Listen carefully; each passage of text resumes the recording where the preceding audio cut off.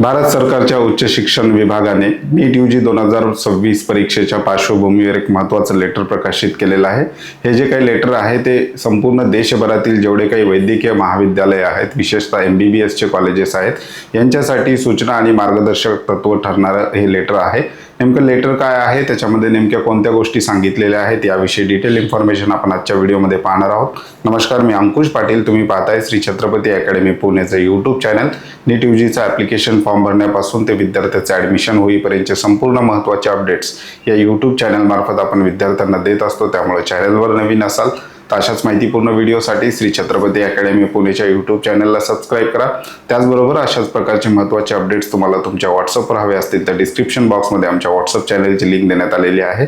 तर लिंकवर क्लिक करून तुम्ही सहज आमचं व्हॉट्सअप चॅनल जॉईन करू शकता। मुख्य विषयाला आपण सुरुवात करूयात। उच्च शिक्षण विभागाने एक निर्णय घेतलेला आहे आणि NMCने एक लेटर प्रकाशित केलेलं आहे। त्याच्यामध्ये देशभरातील संपूर्ण मेडिकल कॉलेज जे आहेत, विशेषतः MBBS जे कॉलेजेस आहेत, त्यांना सूचना दिलेल्या आहेत। नेमक्या सूचना काय आहेत आणि कशामुळे त्या सूचना दिलेल्या आहेत याविषयी डिटेल डिस्कशन पाहणार आहोत। NMCचा मोठा निर्णय, नीट 2026च्या काळात वैद्यकीय विद्यार्थ्यांना सुट्टी नाही, म्हणजे जे विद्यार्थी सध्या MBBS कोर्स करत आहेत अशा विद्यार्थ्यांना 2 मे आणि 3 मेला त्या ठिकाणी सुट्टी देण्यात येऊ नये असा निर्णय त्या ठिकाणी घेण्यात आलेला आहे।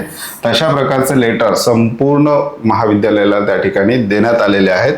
परीक्षा प्रक्रियेतील पारदर्शकता आणि पावित्र्य राखण्यासाठी उचललेले हे महत्त्वपूर्ण पाऊल आहे। लेटर सुद्धा आपण पाहूयात। ऑफिशियल वेबसाईटवर, NMCच्या ऑफिशियल वेबसाईटवर हे लेटर आपल्याला पाहायला मिळतं। संपूर्ण डिटेल लेटर NMCच्या ऑफिशियल वेबसाईटवर तुम्हाला पाहायला मिळेल। या ठिकाणी याच्यामध्ये जे काही महत्त्वाची माहिती सांगितलेली आहे, जी नीट 2026 देणारे विद्यार्थी असतील किंवा ज्यांनी ऑलरेडी नीट देऊन MBBSला ॲडमिशन घेतलेली आहेत, दोघांसाठी काही महत्त्वाच्या सूचना आहेत। त्या सूचना सुद्धा आपण डिटेलमध्ये पाहणार आहोत। तत्पूर्वी उद्या श्री छत्रपती अकॅडमी पुणे मार्फत नीट यूजी 2026च्या परीक्षा देणाऱ्या विद्यार्थ्यांच्या पालकांसाठी आपण एक झूम वेबिनार अरेंज केलेला आहे।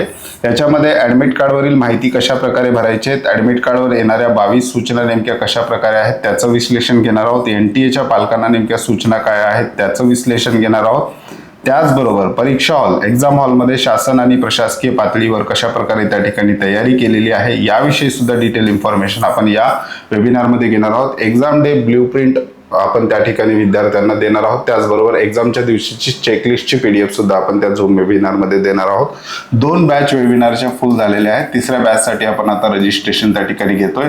जे काही झूम वेबिनार आहे 26/4/2026 संध्याकाळी 8 वाजता सुरू होईल आणि 8:45 जे आहे त्या वेळात तो संपेल। झूम वेबिनार अटेंड करण्यासाठी डिस्क्रिप्शन बॉक्समध्ये आमच्या ऑनलाईन ॲप्लिकेशनच्या लिंक दिलेल्या आहेत। अँड्रॉइड आणि iOS दोन्ही ॲप्लिकेशनच्या लिंक आहेत। ॲप्लिकेशन डाउनलोड करून त्या ठिकाणी रजिस्ट्रेशन केल्यानंतर अशा प्रकारचं पोर्टल येईल। त्याच्या ठिकाणी होम पेजवर तुम्हाला लाईव्ह काउन्सिलिंग असा एक टॅब दिसेल, त्याच्यावर क्लिक करून आपली झूमची सीट विद्यार्थी किंवा पालक त्या ठिकाणी रजिस्टर्ड करू शकतात। विशेषतः पालकांसाठी हा आहे। विद्यार्थी अभ्यासामध्ये सध्या बिझी आहेत तर पालक हा झूम वेबिनार त्या ठिकाणी अटेंड करू शकतात। मुख्य विषयाकडे, मुख्य निर्णय, की हायलाइट्स। NMCचा आदेश, नॅशनल मेडिकल कमिशन ही भारत सरकारची ऑथॉरिटी आहे जी MBBSच्या ॲडमिशनवर त्या ठिकाणी कंट्रोल ठेवत असते। नॅशनल मेडिकल कमिशन सर्व वैद्यकीय महाविद्यालयांना कडक सूचना व मार्गदर्शक तत्वे जारी करण्यात आलेली आहे। त्याच्यानंतर सुट्टीवर बंदी, 2 मे आणि 3 मे 2026 रोजी वैद्यकीय विद्यार्थ्यांना कोणतीही सुट्टी मंजूर केली जाणार नाही। जे विद्यार्थी सध्या MBBSला शिकत आहेत अशा विद्यार्थ्यांना 2 मे आणि 3 मे या दिवशी त्या ठिकाणी विद्यार्थ्यांना सुट्टी दिली जाणार नाही। त्यांचं कॉलेज त्या ठिकाणी चालू असणार आहे। इवन 3 मेला रविवार असून सुद्धा विद्यार्थ्यांना त्या ठिकाणी कॉलेजला जॉईन करणं बंधनकारक करण्यात आलेलं आहे। परीक्षेची तारीख, हा निर्णय 3 मे 2026 रोजी होणाऱ्या नीट यूजी 2026 परीक्षेच्या पार्श्वभूमीवर घेण्यात आला आहे। अपवाद आहे याला एक, केवळ अत्यंत अपवादात्मक आणि योग्य कारण, वैद्यकीय आणीबाणी इत्यादी असल्यासच सुट्टी मंजूर केली जाईल। म्हणजे विद्यार्थ्याला वैद्यकीय कारण असल्याशिवाय त्या विद्यार्थ्याला 2 मे आणि 3 मे रोजी सुट्टीवर जाता येणार नाही अशा प्रकारच्या सूचना NMCने त्या ठिकाणी दिलेल्या आहेत। हा निर्णय का घेण्यात आलाय? शिक्षण मंत्रालयाच्या सूचना, उच्च शिक्षण विभागाने परीक्षा निष्पक्ष आणि पारदर्शकपणे पार पाडण्यासाठी दिलेल्या निर्देशानुसार हे पाऊल उचललेले आहे।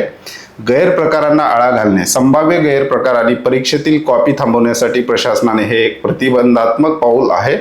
मागील अनुभव, भूतकाळात काही वैद्यकीय विद्यार्थी डमी उमेदवार म्हणून किंवा इतर बेकायदेशीर मार्गाने परीक्षा प्रक्रियेत हस्तक्षेप करताना आढळले होते. 2024 ची परीक्षा आपल्याला लक्षात असेल, मोठ्या प्रमाणात या ठिकाणी स्कॅम झालेले होते.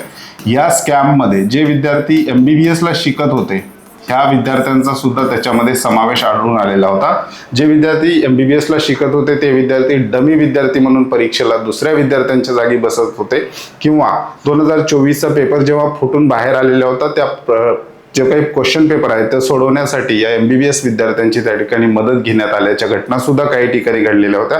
याला आळा बसावा म्हणून जे विद्यार्थी सध्या MBBS मध्ये शिकत आहेत या विद्यार्थ्यांना कॉलेजला 2 मे आणि 3 मे ला या विद्यार्थ्यांना कॉलेजमध्येच त्या ठिकाणी अडकवून ठेवण्याचा प्लान उच्च शिक्षण विभागाने केलेला आहे. या विद्यार्थ्यांना त्या ठिकाणी सुट्टी देण्यात आलेली नाही. परीक्षेचे पावित्र्य, लाखो विद्यार्थ्यांच्या मेहनतीला न्याय देण्यासाठी परीक्षेचे पावित्र्य राखणे अत्यंत आवश्यक असल्याचं म्हटलेलं आहे. महाविद्यालयांसाठी NMCच्या मार्गदर्शक सूचना, अधिष्ठाता आणि प्राचार्यांना पत्र, डीनला पत्र लिहिलेलं आहे.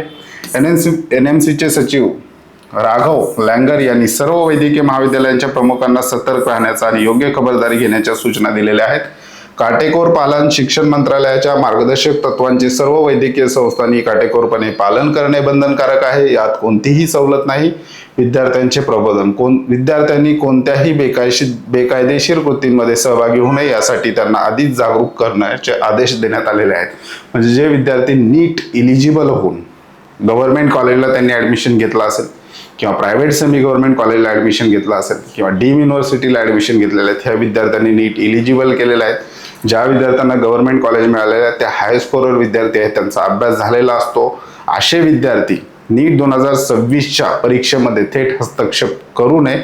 या विद्यार्थ्यांचा कुठल्याही बेकायदेशीर कृत्यामध्ये समावेश होऊ नये. एखाद्याचा डमी उमेदवार त्यांनी बनू नये. त्याचबरोबर प्रश्नपत्रिका जर फुटून बाहेर आली तर ह्या विद्यार्थ्यांची मदत मोठ्या प्रमाणावर त्या ठिकाणी घेतली जात होती. ते ह्या संपूर्ण गोष्टीला अगोदरच आळा बसावा म्हणून हा निर्णय त्या ठिकाणी घेण्यात आल्याचं आपल्याला दिसून येतं. याची पार्श्वभूमी 2024 चीच आहे. पेपर फुटी प्रकरण 2024च्या परीक्षेत उघडकीस आलेले मोठे पेपर फुटी प्रकरण, ज्यामुळे लाखो विद्यार्थ्यांचे नुकसान झाले. CBI चौकशी त्यानंतर लागली. सर्वोच्च न्यायालयापर्यंत हे प्रकरण गेलेलं होतं. न्यायालयाने स्पष्ट केले होते की परीक्षेतील 0.001% हलगर्जीपणाही खपवून घेतला जाणार नाही, अशा प्रकारे सर्वोच्च न्यायालयाची भूमिका त्या ठिकाणी होती. आणि यंदा अधिक खबरदारी त्या ठिकाणी घेताना आपल्याला पाहायला मिळते.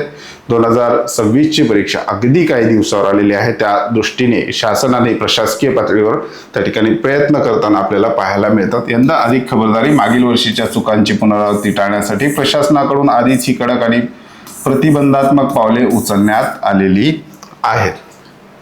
याविषयी तुमचं काय मत असेल ते तुम्ही कमेंट बॉक्समध्ये मांडू शकता, किंवा काही प्रश्न असतील ते सुद्धा तुम्ही त्या ठिकाणी मांडू शकता. झूम वेबिनार जॉईन करण्यासाठी ॲपच्या लिंक ज्या आहेत त्या डिस्क्रिप्शन बॉक्समध्ये त्या ठिकाणी दिलेल्या आहेत.